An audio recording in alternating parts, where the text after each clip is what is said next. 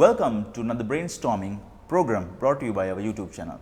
If you haven't subscribed our channel, subscribe, and do not forget to share this video if you learn something new.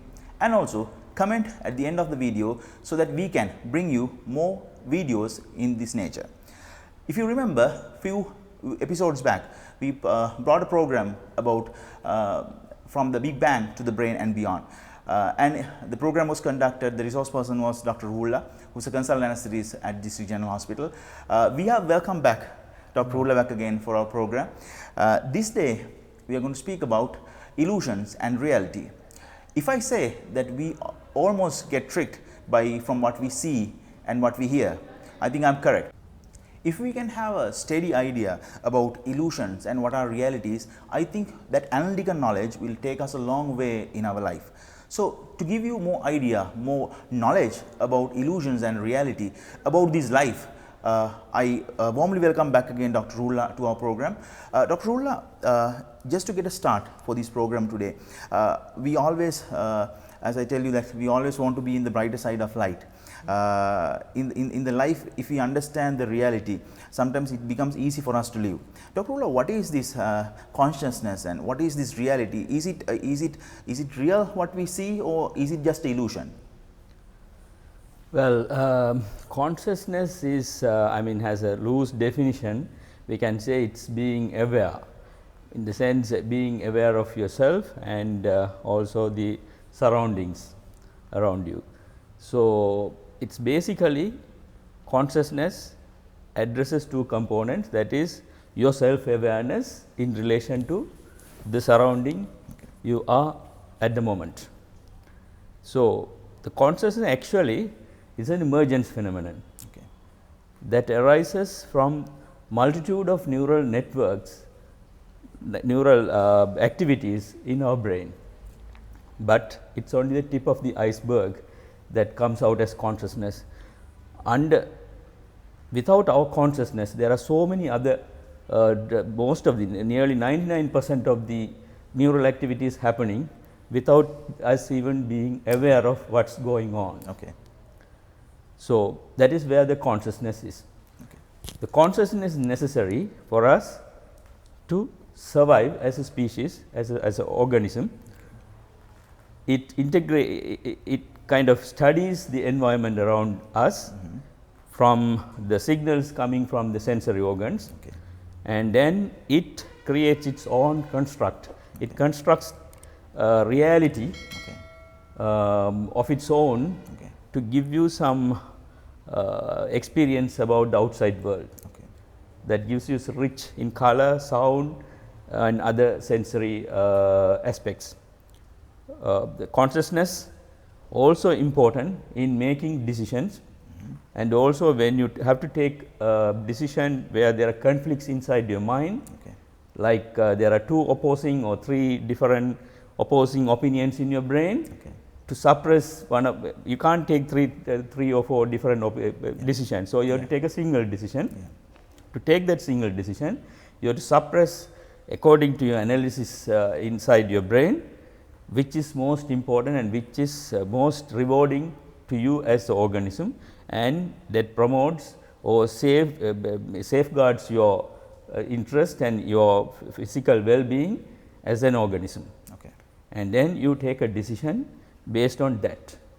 So, it interacts in many ways to advance you or to keep you alive, seeking for the basic needs as well as other needs, to keep you safe as well as prolong your life as an organism. Okay, great. So, Dr. Roohullah, so having understood the concept of consciousness, you told it's basically a perception from the reality, from the senses that what we see, hear and feel. Okay, Dr. Roohullah, like to be on the brighter side of light, I always had a discussion with some of the speakers earlier as well, because we always like to be happy, we always like to be positive, we always like to win this life. So, in that sense, Dr. Roohullah, how can we use consciousness to enhance the reality? Is it real that what we see? Is it the matter and what we see, is it real? Actually, when when the brain developed from the ages of the birth of the earth, and then you had the DNA coming in, and the DNA progressed and mutated and then advanced into form a brain, that is the basic structure, which then evolved from species to species, and then you got finally a brain, that is human brain, which is which is giving you the ability to think, act, analyze, and then synthesis new laws and new ideas and philosophies, and all that happens. But it all depends on what you interacting with in your surrounding. So, you are using the brain is inside a dark room, that is called skull. It does not have a direct interaction with any of the surrounding world. So, it has to have its sensors, or it has to have some organs, that those are called sensory organs, including vision, hearing, touch, sensation, taste and the smell, plus other sensations. All of them, they are processed by specialized sensory organs in our body, and then they transmit whatever the physical reality into a thing called electrochemical signals, which is transported by the highway, superhighway, which is called the neuronal system, and then that is interpreted by the brain inside, and then it gives you some calculation. It based on the calculation and the guesswork, it gives you some idea about what you are feeling. But your sensory ability of the organs, this for example, the eye or the ear, the sensory ability is for the eye is only the visible spectrum of the electromagnetic spectrum, which is a very, very tiny band compared to the whole strength of stretch of the electromagnetic spectrum. So, what you see as a color or shape of the object is what the light that interacts with that object, and that reflected light comes to you onto your retina, and the retina interacts with that light and then sends signals, and the signals are sent, the photon is now transferred, light photon is now translated into electrochemical signal to be passed on to the optic nerve, and that travels along the track to the thalamus, and from the thalamus to the cortex. So, what happens in between is all something that you can't understand. So, what it creates is at the end of the cortex, when it is cortex, the photon hit, it is just a photon, but the cortical part of our brain that deals with the visual capability identifies the smaller wavelengths of different wavelengths of the incoming photons, but those do not come as colors. These different wavelengths are interpreted as colors in our brain. So, that is why we say it is not real, because if you have the capability in the whole of electromagnetic spectrum outside the visible lens, if you have the infrared capability or ultraviolet capability, you will see the colors as not what you see as conventional colors, you will see something else. For example, the rattlesnake and the snake species, they see the infrareds, and they do not see the colors we see, they see a different color, but the same object, but they see different colors. Their reality for the same object is different from us. Likewise, the bumblebees, they sense the ultraviolet photons that is coming from the objects, and they see them in a different way, that the colors are not what we see. So, if in their brain process what it evolved to process. So, we all species see what we evolved to perceive. So, we perceive as sound, taste, smell. Likewise, the bumblebee or the rattlesnake or some other species perceive the senses, they evolved to perceive determined by the DNA. that gave the brain. Okay. So, Dr. Roohullah, so having understood the senses and the consciousness, how can we really use it to survive in this so-called the society? For example, we see a lot of trends in terms of fake news, fake images. Sometimes it's not exactly what we see is not exactly what it is there. Okay. So, this third eye, we always call it the third or the sixth sense. Sometimes is there an additional sense by combining all these senses to get away from the troubles. For example, if you see and hear a sound and an image, sometimes you get deceived by whether this is the same thing that we hear and see. So, is there any mechanism that operates in our brain in terms of coding and decoding and understanding what is real from what we see? Actually, I mean, when it comes to the brain, right, okay, then what we see is not always what we want to see, or what we actually see is what our brain constructs. So, whatever that you listen is not, I mean, if you are fully aware of what you are listening, right, you will misinterpret some of them, right. So, it is up to you to use your ability to kind of use the sixth sense to analyze. That is where your analysis comes. Yeah. So, that you have to, in comparison with the current news, I mean current world, you have to take a decision as to which to believe or not. Okay. So, there is no hard and fast rule, I mean, unless you be trained to become one of those who kind of detect lies and truth, that is a different, entirely different thing outside my perspective. So, basically, now as I said earlier, the senses, now see, we do not see, there are no colors actually, we see only the wavelengths of the photons that is hitting and coming into us. Yeah. Likewise, there is no sound. Yeah. The sound is actually compression and expansion of the air that you feel in your inner ear, in the hair cells, yeah, that start moving the hair cells, and the hair cells produce electrical activity which is transported in the auditory nerve. Okay.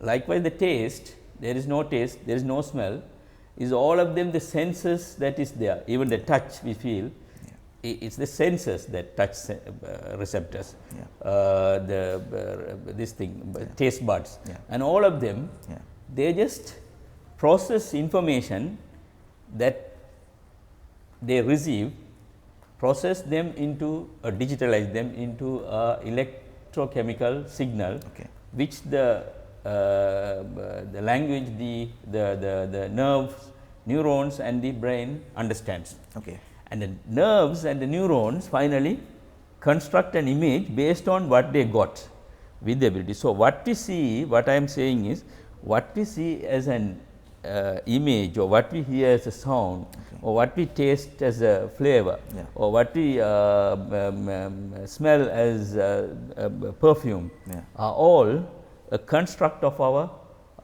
brain. okay, It's the reality around us is a show actually put on for you by your brain. okay, It's nothing more than that. okay, So, that is why I said from the same object, same thing, same sound, various species will have different experience of the same object that is there. So, there is no objective experience, it is all subjective experience, okay, related to your brain, okay, that is built for you by the DNA that created you. Exactly. So, very well said, Dr. Roohullah. The reality is nothing but a show that is put on by our brain. Yeah. So, Dr. Roohullah, as teenagers, as children, or maybe as parents or as elderly people, they have their own stages of mentality, their emotional behavior. Sometimes it's hard or difficult for a parent to understand sometimes a child, or else sometimes for a parent, for a child to understand their parents, or else like when you are old, when you are a grandfather or grandmother, grandmother, when you are an elderly person, it's difficult to understand their children. So these understanding, if you really understand the person from a person who he or she is, I think it's easy for us to live on. Without that understanding, sometimes we always tend to frustrate or get depressed or get anxious. Sometimes we tend to get very angry and cause physical harm to some people as well. So how are these connections in our brain are being formed, Dr. Roohullah, in terms of understanding certain aspects of life when we grow older or as teenagers? Yeah. Now, actually, as you know, we discussed earlier, the brain of the human being was immature. That means we were born with the unfinished brain. Yes. So there was some structure, Yes, which was not complete. We had the neurons, but there is no wiring. The connections were not done. yeah. So actually, most of the animals, most of the organisms, other than the human being, are all born with most of their brain wired. So they are hardwired. Okay. They are programmed Okay. to act in a way that is they don't need to get trained. That is why they can immediately see, immediately jump, swim, Yeah. run away, Yeah. and catch their prey and all that. Yeah. So, but we can't do, because we were born as unfinished organism, I mean, in terms of the neuronal activity. So, why that is important is that gives the ability for us to learn. Okay. So, when we were born, the neuronal connections were very fraction of what it is. So, after about 6 months, the neural connections started improving. A multitude of development happened. So, about 2 years, the maximum number of neuronal connections were formed, and about 5 years they start pruning. Whatever that is reinforced by your senses and your behaviors, your activities, they get reinforced. Whatever that you didn't use, that will get pruned away, and then by 5 years you will have little less than what you had in the connections I am talking about, less than in 2 years, but those are all very specialized connections. Those connections formed because you interacted with the light through your eyes, you interacted with the sounds through your ears, and you interacted with smells, taste and touches and all that. And then depending on what you interacted and how you took it, your connections started forming. So, unlike the pre-programmed other organisms' brain, our brains are now only being formed. I mean, connections are being formed. This is called live wiring. Okay. They are not pre-programmed. Yeah. These are now programmed according to how you interact with the surrounding. Okay. So, the visual cortex is the most developing one in the human brain, because most of your senses, most of your brain, part of the brain is involved in processing the visual sensation and creating a model. So, when you when a child grows up, usually goes and knocks against the cribs of the cot, I mean the bed he is this thing living, and then he used to pull up the foot and chew his the toast, and then he tries to learn with whatever these small toys, soft toys and stuff, cubes and whatever this thing. So, why he does is not only exploring, but he is to explore, to learn and make sense of what he is seeing. He has to use other sensation also to create an internal model in his brain. Okay. So, what he does is he has to feel it. So, what he does is to develop a tract of to pick up sensation from eye. It is not only the eye that he needs, he has to get other abilities, touch, and probably smell, and then probably maybe sometimes put it inside the mouth. Put it inside the mouth to taste and all that, because the touch alone, the eye alone won't give him neural tract development that will finally give a construct of the brain as an object. So, what he does is he is training his neural network and integrating the signal that he receives through his eyes, or interpreting or matching this up with what is it like. because when he grows up, he catches a snake or he catches some vicious thing, and then out of exploration, out of training, he caught it, but it bit him. Yeah. So, then now he realizes, because just by seeing he won't learn. He caught it and bit him, then it's an experience. You know, when you touch this kind of object, when you touch, it will hit you, it will harm you, then it learns. Likewise, the sensory integration from just to train one sensation, you need input from other sensory also to integrate and develop your the live wiring neural networks, which will serve you as a species to survive in this world of hostile nature. That is one thing. So, as they grow up, they keep forming. So, likewise, when you start walking, how difficult it is to walk? That is all because their neural networks are not developed. So, as they start walking, he will immediately roll over, sit up, crawl, and finally. So, likewise, he is having experience with the surrounding to train his neural tract. So, initially he is doing everything consciously, and then once it is live wired, there is a neural tract form, it becomes a hardwired. Earlier he was doing it as a software problem, because he is using his consciousness to train everything. After about 2 years, 3 years, he can run without even thinking. Why? It has now wired into your neural structure. So, there is a neural tract form, then he can do.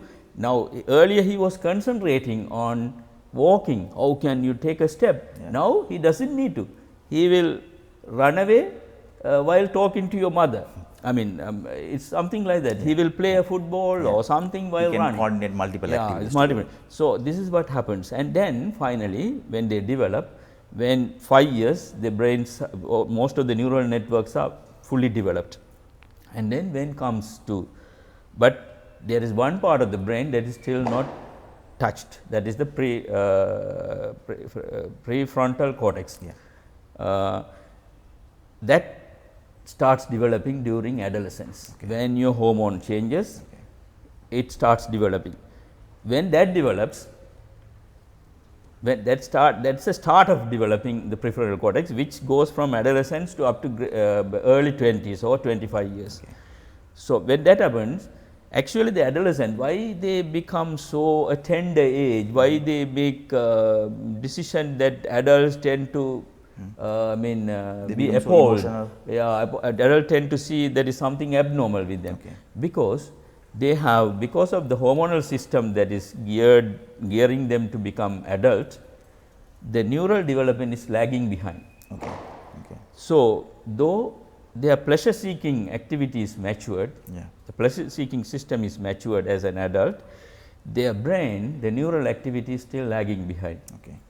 So, they are emotionally hypersensitive, they can't control their emotion, they take decisions based on impulsive behaviors.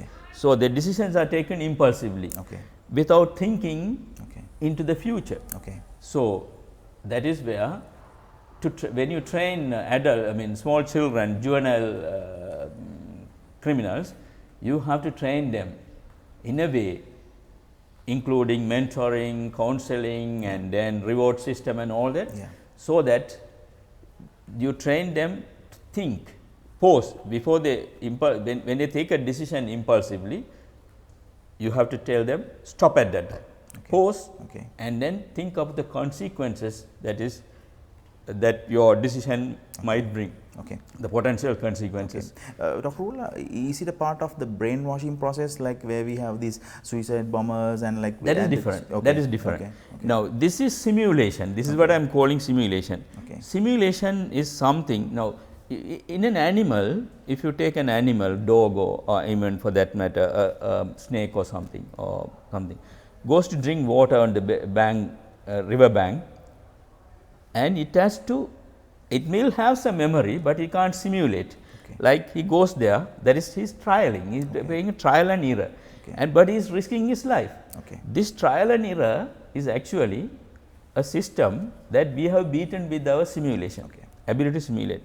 The trial actually is time consuming and energy consuming. The simulation is not time consuming, because you have to actually physically act it out for as a trial, but this is a mental process. Simulate, you simulate, if I go there, what will happen, that will catch me, and so on, so forth. The error is often fatal.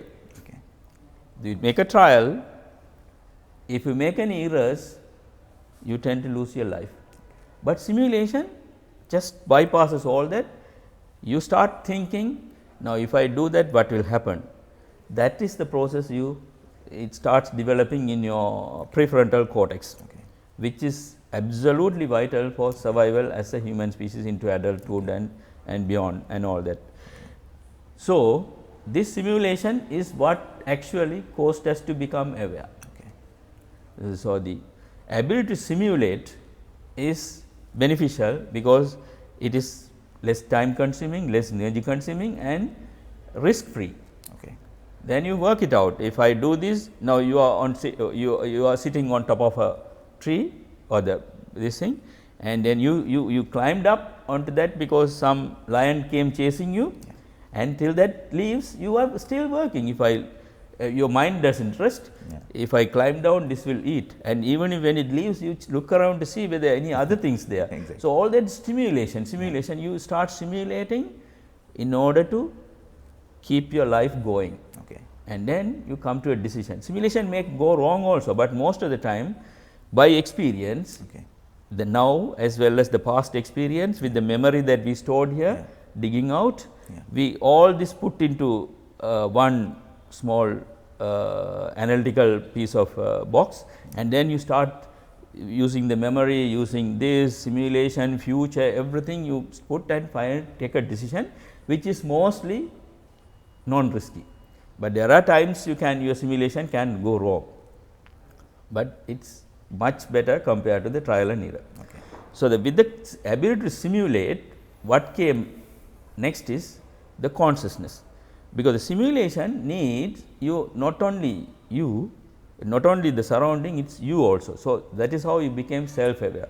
The ultimate ability to become conscious or self-aware is thanks to the simulation process. You place yourself in relation to the surroundings, there is a threat or there is a pleasure or whatever, you simulate and the consciousness was born. And then this particular the teenagers, till they are trained to think, simulate rather than actively this impulsively take a decision, because that is impulsively take a decision, they will, for example, they have some appeal from a girl, they were a crush on a girl, and then the girl did accept him, and then he impulsively takes a decision to take his life away. So, that is where he has to think now. That is where they become emotionally hypersensitive. So, Dr. Roohullah, that is what you exactly mentioned in terms of your neural connections are not mature, but your emotional component is mature, your prefrontal cortex is not giving still developing. Still developing. So, I think that is a good message to the youngsters and the teenagers, where exactly we should not be impulsive, because we are strongly compulsive in terms of certain activities. So, but say for example, if you get a bike or a car, you may tend to like drive it faster, because sometimes like you drive it first and you get less dopamine stimulus, and then again if you drive more fast only, you get more happy. So, like sometimes when you have another pillion rider with you and you go and knock yourself and die. So, you have to be very careful in that age, right, Dr. Roohullah?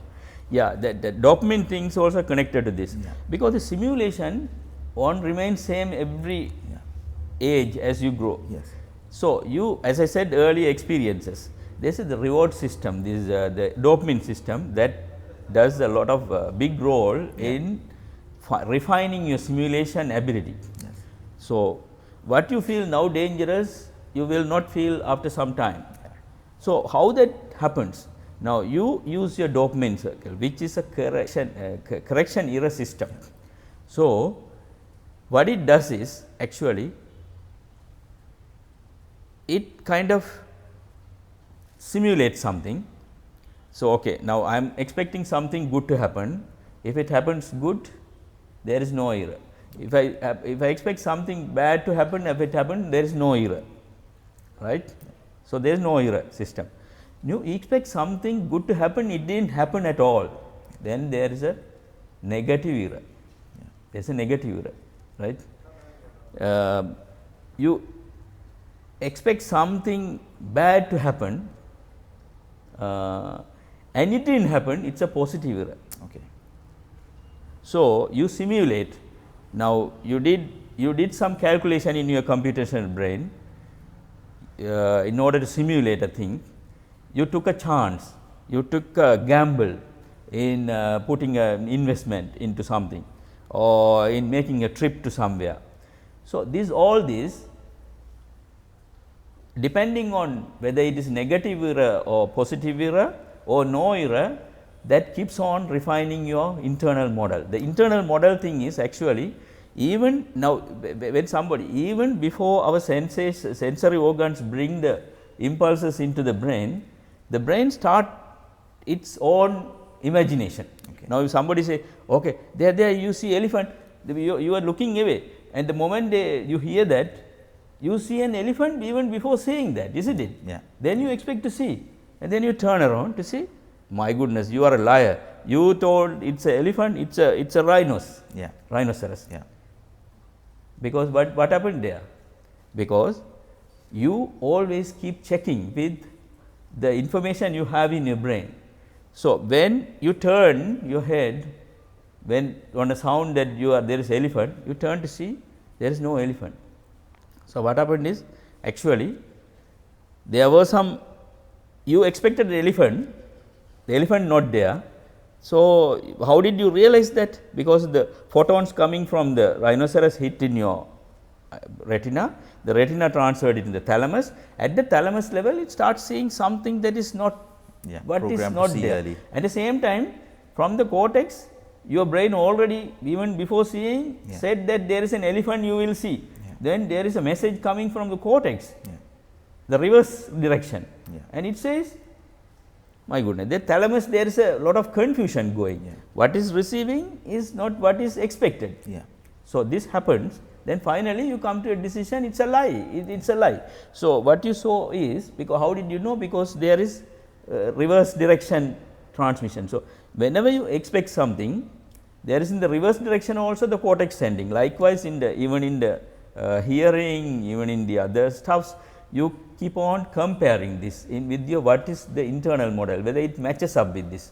But you see an abnormal elephant with the amputee, then you note that also. You expected an elephant that is with the internal model that is perfect, that is not there, then you detect the difference.